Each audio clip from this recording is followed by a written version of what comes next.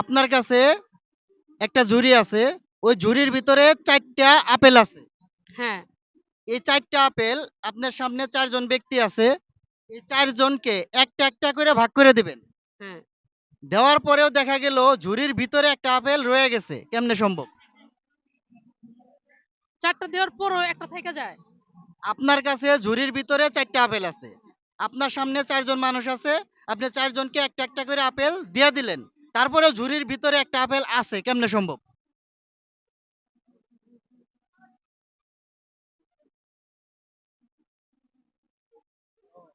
১, ২ আপনার সামনে ৪ জন, আপনি সহ ৫ জন, আপনি বাদ। আমি সহকারে ৪ জন। আপনি বাদে ৪ জন। আমি বাদে ৪ জন। আপনি নিতে পারবেন না। আপনি ভাগ করে দিবেন ৪ জনরে। তাহলে হচ্ছে ছেলে, ছেলের পাস করে দিলাম। দর্শক যদি আপনারা জানেন কমেন্টে উত্তরটা জানিয়ে দিবেন।